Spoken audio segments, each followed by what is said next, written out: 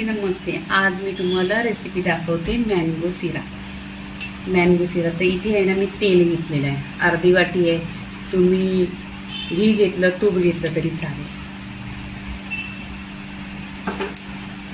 आणि 1 वाटी रवा साफ केलेला आहे। तुम्ही वाटीचा प्रमाण घ्या, 1 वाटी रवा घेतला तर 1 वाटी दूध घ्या, अर्धी वाटी साखर घ्या, म्हणजे तुमचा रवा छान बनणार। इथे रवा बघा तेलात टाकलेला आहे।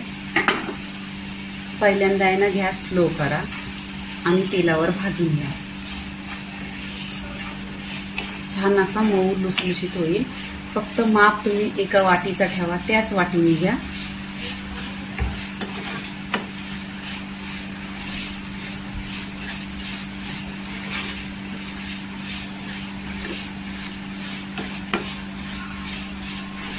तर इथे आहे ना, पूर्णपणे असा गोल्डन झालेला आहे।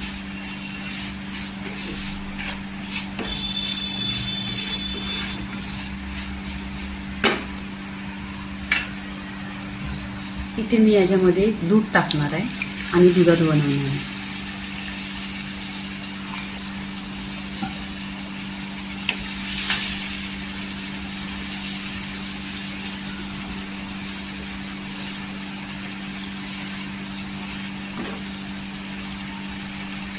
एक 2 मिनिट आहे ना, गॅस स्लो करायचा। इथे 2 मिनिटं झालेली आहे, पण याच्यामध्ये आहे ना थोडं दूध आहे, वलसर आहे बघा।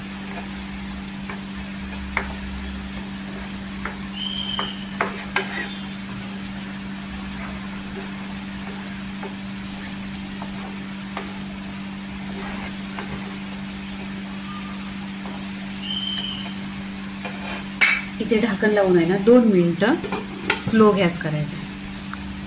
इथे 2 मिनिटं झालेली आहेत आणि छान असा रवा झालेला आहे बघा।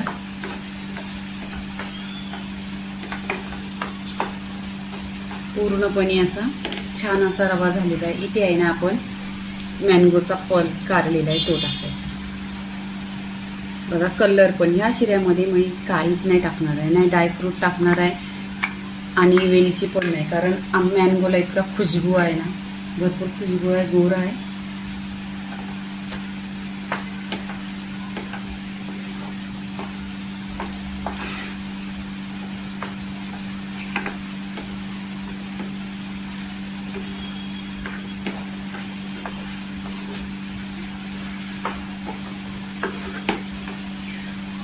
इथे पूर्णपणे मँगो असा मिक्स केलेला आहे आणि छान असा कलर आलेला आहे बघा।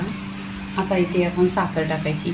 मँगो गोड आहे, मी साखर कमी टाकणार आहे, तुम्ही तुमच्या चवीनुसार किती टाका।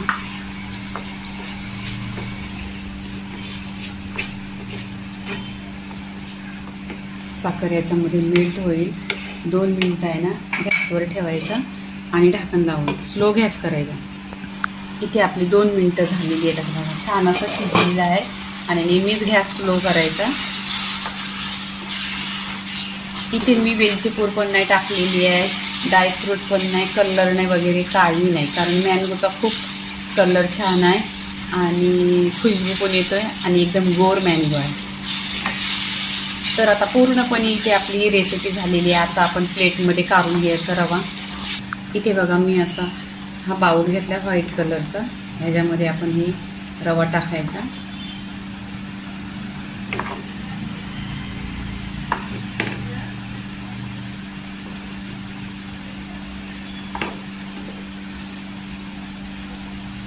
इथे पूर्णपणे प्लेटमध्ये रवा घेतलेला आहे। इथे मी हा प्लेट घेतलेला आहे। हा प्लेट आहे ना, असा ठेवायचा। इथे बघा, प्लेटमध्ये मँगो शिरा झालेला आहे। लाईक करा, शेअर करा, सबस्क्राईब करा आणि नेहमीच खात राहा। धन्यवाद।